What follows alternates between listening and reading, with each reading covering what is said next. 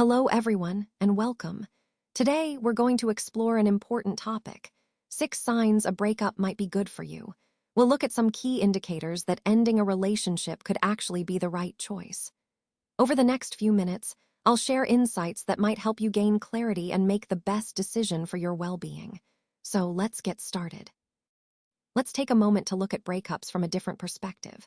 We often hear that they are tragic events, messy, painful experiences that involve late nights, sad playlists, and perhaps a little too much ice cream. And while those feelings are completely valid, psychology shows us that there's more to the story.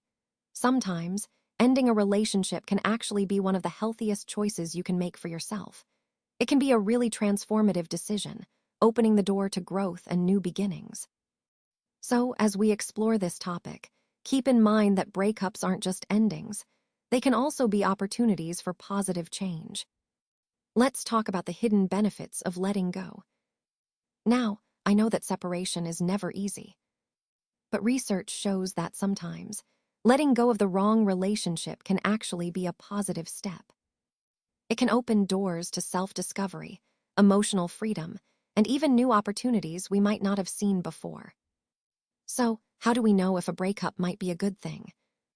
Well, there are 6 signs that suggest it could be beneficial for you.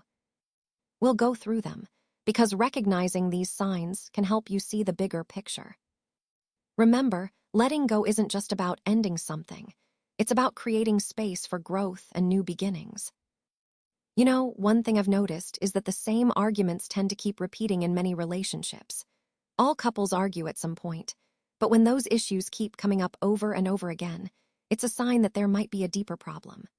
According to Healthline in 2019, recurring conflicts often point to what they call an impasse: fundamental differences in values, goals, or expectations that neither partner can really compromise on. So, if you find yourself stuck in this endless loop of disputes, it's not just about poor communication. It could actually be a sign that the relationship has reached its limit. Why does this matter? Well, a healthy relationship needs resolution and growth. Without that, both partners can start feeling frustrated, resentful, or emotionally drained.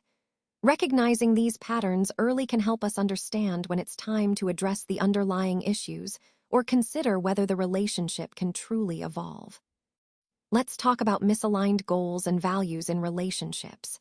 When both partners share a clear vision of the future, whether it's about careers, family, or lifestyle, things tend to go smoothly. But the moment those visions start to diverge, problems can arise. Tension builds and resentment can start to take hold. There's an interesting study from 2014 on breakup benefits that found when people separate, it often helps them regain their sense of self-direction. Basically, the chance to pursue their own goals without having to compromise. So, why does this matter? Well, if your partner's life plan pushes you to sacrifice your own dreams or values, the relationship can start to feel more like a cage than a partnership. It's crucial to be aligned on core goals to build a healthy, supportive connection. When we talk about love, it's important to understand that it's more than just being physically present with someone. Love really involves meeting each other's emotional needs, things like trust, respect, affection, and quality time together. These are the foundational elements that keep a relationship healthy and strong. Now, when one partner consistently neglects these needs, it can cause dissatisfaction to build up over time. Research by Stackert and Bursick highlights something crucial. Unmet emotional needs often lead to feelings of resentment or emotional withdrawal. And that's a red flag we shouldn't ignore. What this really underscores is that ignoring your own needs, even if it's in the name of preserving the relationship, doesn't actually create love. Instead, it leads to self-neglect, which can be just as damaging as neglect from the other person. So the key takeaway here is that true love involves mutual care and attention to each other's emotional well-being. If we overlook that, we risk losing the very connection we're trying to protect.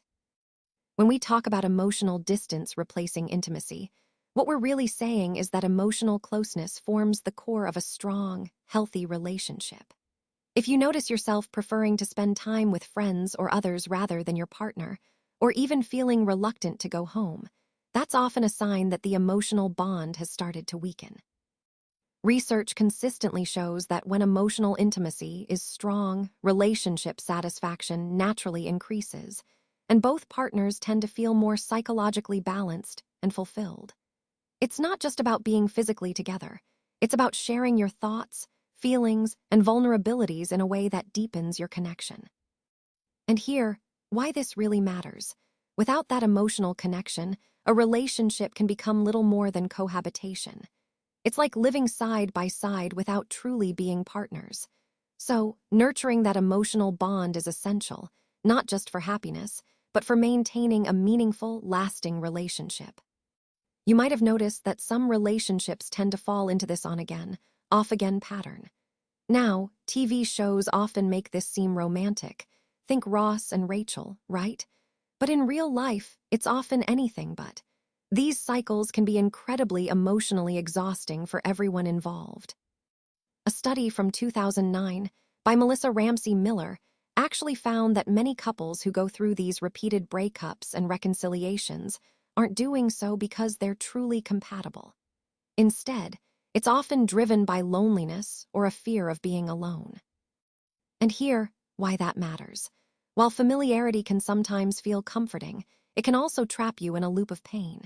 It keeps you stuck, preventing both of you from moving forward, from finding something healthier and more fulfilling.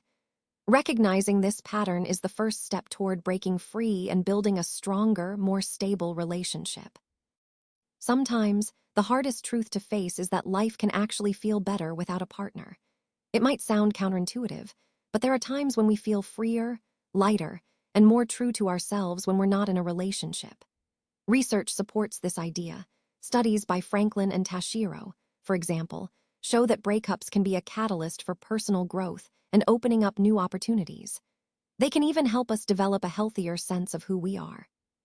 So why does this matter? Well, love should add to our lives, not weigh us down. If you find that your relationship feels more like a burden or a weight rather than a blessing, it might be worth considering that ending it could create space for growth, for self-discovery, and for new happiness. Remember, sometimes, walking away is the best way to move forward. All right, as we come to the final slide, I want to leave you with some important reflections. Breakups, as difficult as they are, tend to shake up our routines, dreams, and the comfort of what's familiar. But here's the thing, they also open up space for healing, for rediscovery, and for aligning more closely with who you're becoming. It's a chance to grow. Remember what Marilyn Monroe said, sometimes good things fall apart so better things can fall together. That's a powerful reminder that even painful endings can lead to better beginnings.